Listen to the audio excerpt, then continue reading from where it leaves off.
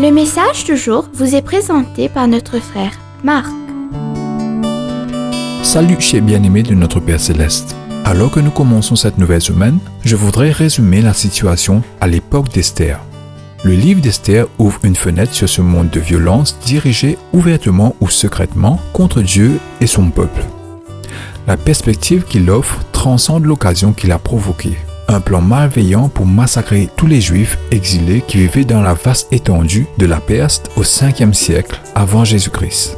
Les personnages qui façonnent ce récit sont Mardochée, Esther et Haman. Mardochée, identifié simplement comme le Juif, est le point tournant de l'histoire. Il est solide, fidèle, saint, rempli du caractère de Dieu. Sa bonté surpasse la vanité diabolique et arrogante d'Haman, qui est à l'origine d'une planification d'un massacre. Il est important de noter comment Dieu a élaboré silencieusement et subtilement son plan, même dans un monde païen, violent et de péché. Comme je l'ai mentionné vendredi dernier, Mardochée signifie petit homme, mais un petit homme avec un grand cœur, une grande vision et une grande foi.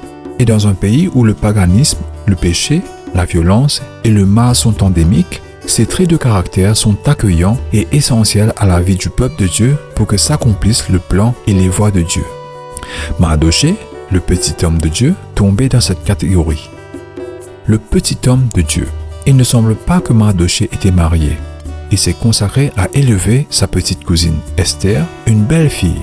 Il l'avait protégée et formée avec humilité et altruisme pour un avenir brillant. Le petit homme de Dieu est devenu le grand homme de la Perse et le chancelier de l'Empire. Lisez le chapitre 10, 3 versets seulement. Avec toute sa grandeur, il n'a jamais oublié sa dette envers le peuple de Dieu, et aussi son peuple, les Juifs. Bien-aimés, de nos jours, les chrétiens que Dieu a permis d'atteindre un statut et des situations élevées dans l'administration de ce monde seraient invités à copier l'exemple de Mardochée. La petite héroïne de Dieu, lisez Esther chapitre 4 verset 16, elle est unique en son genre. Si je dois périr, je périrai. Esther serait dans son adolescence, donc très jeune. Le pouvoir, la puissance et la cruauté du plus puissant empire du monde battaient et vibraient tout autour d'elle. C'est la loi, dit-elle. Mais Dieu d'abord et son peuple ensuite. Quelle héroïne! De plus, non seulement elle avait du courage, elle gardait courage tout au long du drame, jusqu'au moment, se tenant là, à la table privée avec le roi et son haut officier en tant qu'invité, elle se tourna doucement et pointa un doigt vers Haman et dit « L'ennemi est ce méchant-là, Haman » dans le chapitre 7, versets 1 à 8. La survie de sa nation ne tenait qu'à un fil. Bien-aimés, de nos jours aussi, Dieu recherche des hommes et des femmes de foi pour se lever dans ce monde mauvais et de péché. Il faut du courage et du cran, mais Dieu ne laissera jamais tomber ses enfants en temps de crise.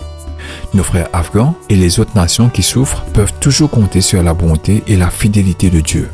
Que Dieu vous bénisse tous. Merci de continuer à prier pour ces nations qui souffrent. Profitez de votre journée en lui. On continue demain. Au revoir.